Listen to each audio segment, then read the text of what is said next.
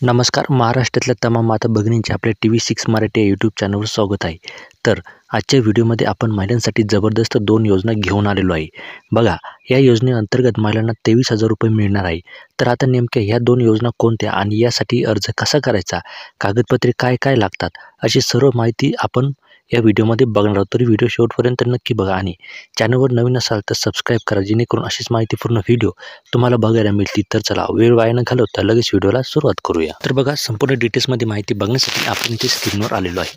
ह्या 2 योजनेअंतर्गत महिलांना मिळणार 23,000 रुपये. तर बघा, आता महिला सक्षमीकरण हे आधुनिक भारताच्या विकासाचे एक महत्त्वाचे अंग बनले आहे.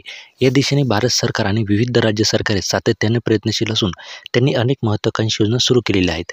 2024 सुरू करण्यात आलेली नवीन योजना महिलांच्या आर्थिक स्वातंत्र्याला नवी दिशा देण्यास सक्षम आहे. या लेखात आपण काही महत्त्वपूर्ण योजनांचा सविस्तर आढावा घेणार आहोत. बघा, विमा सखी योजना 2024 ही एक नवी आणि आशादायक योजना आहे. या योजनेअंतर्गत निवड झालेल्या महिलांना दरमहा 7,000 रुपये दिले जातात. मात्र या योजनेसाठी अर्ज करणाऱ्या महिलांना किमान 10वी पास असणे आवश्यक आहे. या योजनेचे सर्वात महत्त्वाचे वैशिष्ट्य म्हणजे यामध्ये महिलांना रोजगाराच्या नवीन संधी उपलब्ध करून दिल्या जातात. त्याचबरोबर विमा योजना आणि डिजिटल कामकाजासाठी विनामूल्य प्रशिक्षणही दिले जाते. या सर्व योजनांचा मुख्य उद्देश महिलांना आर्थिकदृष्ट्या सबळ बनवणे आणि त्यांच्या जीवनस्तर उंचावणे हा आहे. या योजनांमुळे महिलांना स्वतःच्या पायावर उभे राहण्याची संधी मिळते. त्या आपल्या कुटुंबासाठी आर्थिक आधारस्तंभ बनू शकतात. शिवाय या योजनांमधून मिळणारे रोजगार संधींमुळे त्यांना कायमस्वरूपी उत्पन्नाचे साधन मिळते. या योजनांचा एक महत्त्वाचा फायदा म्हणजे शैक्षणिक लाभ. बऱ्याच योजना गरीब कुटुंबासाठी मुलींना उच्च शिक्षणासाठी शिष्यवृत्ती देतात. शिक्षणामुळे त्यांच्या क्षमता वाढतात आणि त्या अधिक चांगल्या संधीचा लाभ घेऊ शकतात. शिवाय या योजनांमुळे महिलांचे सामाजिक सबलीकरण होते. त्यांना समाजात नवी ओळख मिळते आणि त्या अधिक आत्मविश्वासाने जगू शकतात. या सर्व योजनांसाठी अर्ज करण्याची प्रक्रिया सोपी आहे. सर्वप्रथम संबंधित राज्य सरकारच्या अधिकृत वेबसाईटवर भेट देऊन आवश्यक माहिती भरून लागते. त्यानंतर आवश्यक कागदपत्रे सादर करून अर्ज पूर्ण करावा लागतो. बहुतेक योजनांमध्ये ऑनलाईन अर्ज करण्याची सुविधा उपलब्ध आहे, ज्यामुळे महिलांना घरबसल्या अर्ज करता येतात. या योजनांमध्ये सहभागी होण्यासाठी काही पात्रता निकष पूर्ण करावे लागतात. उदाहरणार्थ, वयोमर्यादा, शैक्षणिक पात्रता, उत्पन्न मर्यादा इत्यादी.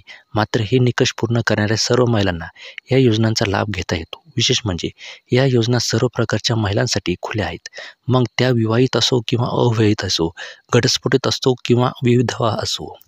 या योजनांचे एक महत्त्वाचे वैशिष्ट्य म्हणजे त्या केवळ आर्थिक मदत देत नाही, तर महिलांना स्वावलंबी बनवण्यासाठी आवश्यक ते प्रशिक्षण आणि मार्गदर्शनही देतात. उदाहरणार्थ, विमा सखी योजनेत महिलांना विमा क्षेत्रातील कामकाजाचे प्रशिक्षण दिले जाते, ज्यामुळे त्या या क्षेत्रात करिअर करू शकतात. अशा प्रकारे या विविध योजना महिलांच्या सर्वांगीण विकासाला हातभार लावत आहेत. त्यांच्या आर्थिक स्वातंत्र्यापासून ते सामाजिक प्रतिष्ठेपर्यंत या योजना महिलांच्या जीवनात विविध पैलूंवर सकारात्मक प्रभाव टाकत आहेत.